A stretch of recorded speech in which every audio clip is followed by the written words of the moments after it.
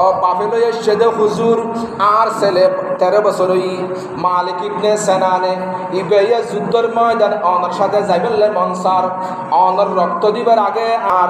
মালিক ইবনে সেনানের রক্ত দিব যুদ্ধের ময়দানত ও রাসূল যাইবেল্লাই সার আর রাসূল হদে ও মালিক ইবনে সেনান ইবের বয়স কম যুদ্ধের ময়দানের মধ্যে যাইতে না বয়স আরো বাড়ন করিব শক্তিশালী লাগে মোটা তাজা লাগে শরীরের মধ্যে বল লাগে আত্মার মধ্যে শক্তি লাগে তখন মালিক ইবনে সেনানের বাপে হর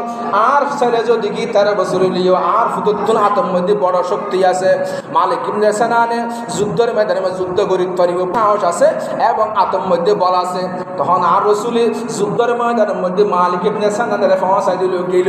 জানার পরে যুদ্ধের ময়দানের মধ্যে দুশমন হলে আর রাসূলের ডানসারের নিচের দাঁত শহীদ করে দি ইন্না লিল্লাহ উহুদের ময়দানে নবী দন্দান শহীদ করি বাসাইলেন ইসলামের তরি সে তরি নিবেন পার করি ইয়া নবী সালাম আলাইকা ইয়া রাসূল সালাম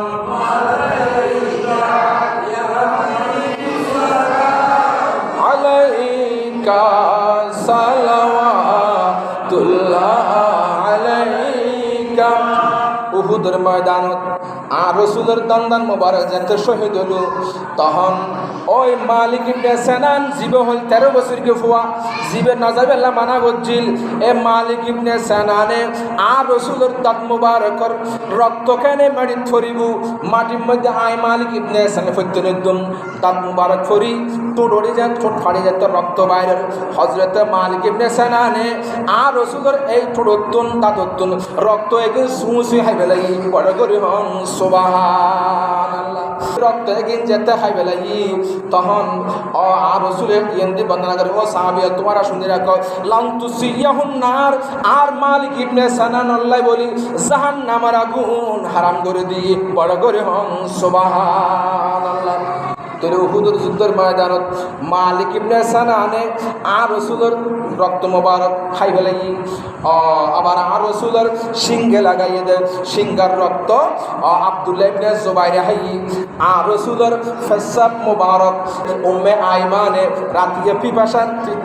পিপাসা লাগিয়ে দে খাইবে লাগি আর রাসূলের তিনজনের শানের মধ্যে বর্ণনা করেন লাম তুসিয়াহুন নার আর এগুন বিয়াক গুনাহ লাই বলে জাহান্নামের আগুন হারাম করে দি সুবহানাল্লাহ তুমি রাসূলিবে আর মতনে রসুলিবের রক্ত আর রক্তের মতনে রসুলিবের পেশাব আর পেশাবের মতনে শুধু তাই নয় শুধু রক্ত নয় পেশাব নয় আর রসুলের ফেহানা পর্যন্ত মোবারক হওয়া করিব হন সুবহানাল্লাহ।